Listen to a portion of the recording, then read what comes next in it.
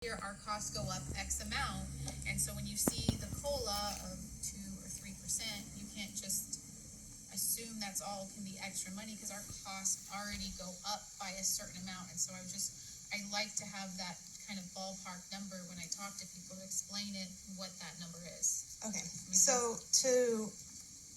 you're asking two questions here. Yeah. So I want to address the $6 million question that I think you're asking between the 294 and the 300, where that change comes from. Yeah. In this particular scenario, that increase of the $6 million is really the change in the restricted column, because the expenses in 24-25 is 115 million, and that then goes up to 121.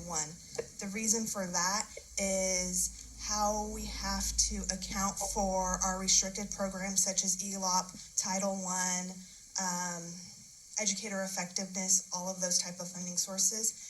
The real driving force on this is our carryover from ELOP and our carryover from Title I. So you're seeing that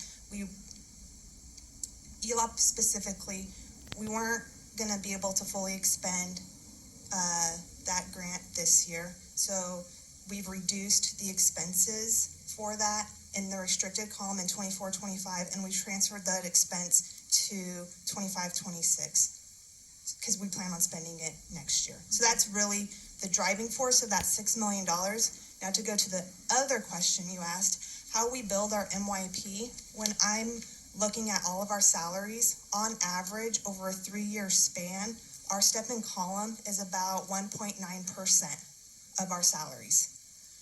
This year, it was actually 2.43%, I believe, which equates to roughly $4 million. The reason you're not really seeing that on reflective in the expenditures in this instance from the unrestricted of 179 to 178 is because we implemented all of those additional reductions of, I believe it was $8 million we made this year.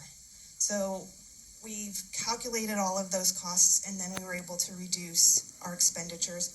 So you're not seeing on paper that real increase of step-in column and our ongoing expenditures. For everything other than salaries, we use the CPI rate, which I think this time was 2-point-something%, and we apply that for the most part to our salaries and our services.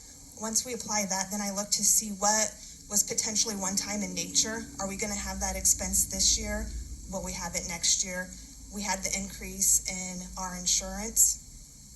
So I've added that in addition to that flat rate of the percentage of natural increase of services and supplies. So I'm sorry, I got the percentage. What was the dollar amount? For the step-in column? Yeah. It was I want to say it was 4-point-something. Okay.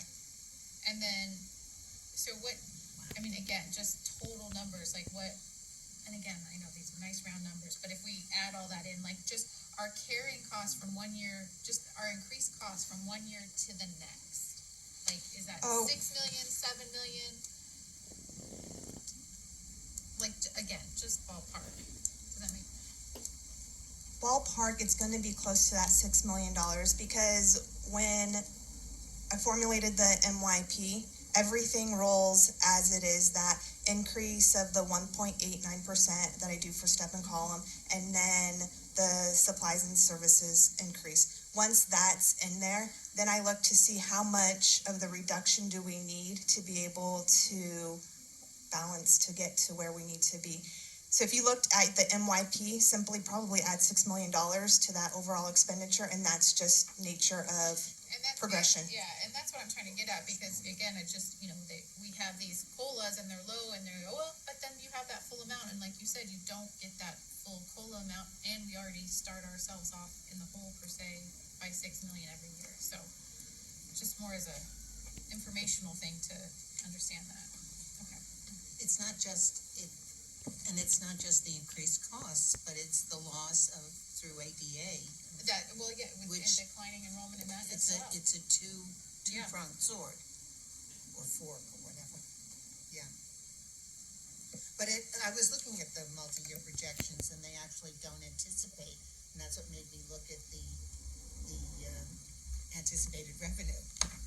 That that's going down as well. Right. But it's not rising as quickly in the projections, for the multi-year projections, if you look at those. For the revenue, Right, for the revenue. the bulk of our revenue And is tied to LCFF. And so, that $200 million, I wanna say 188, 189 is LCFF. The only other revenue we get, in unrestricted is the mandated block grant. The transportation add-on, which the transportation add-on is about $1.6 million. I do not recall the block grant off the top of my head. I think it's less than $2 million. You'll see some local revenue in interest. I think that's the big parts off the top of my head.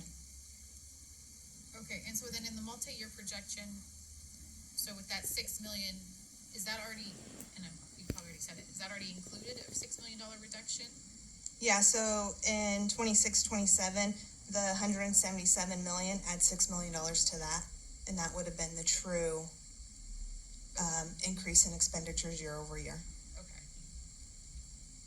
All right. Actually, a little bit more than that, because you have to also look at the contributions of special education and of our routine restricted maintenance. We have to do, for routine restricted maintenance, we have to do 3% of the total expenses and transfers out.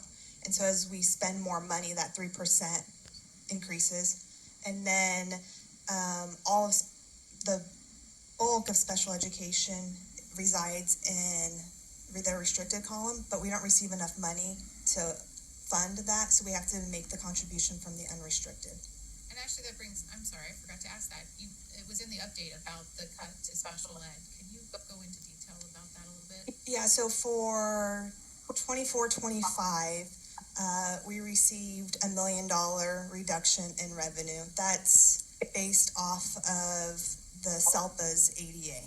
We're one of the biggest districts within that SELPA, so we got the biggest cut from that.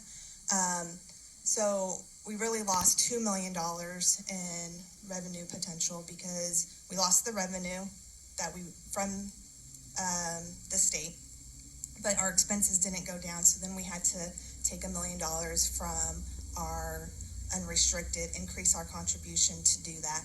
And that $2 million is playing out in the multi-year projections. Okay. Okay. That was my budget questions. I had LCAP questions. Okay, we have additional LCAP I have questions? LCAP questions. All right, go ahead. Okay, so my question on the LCAP, and it's more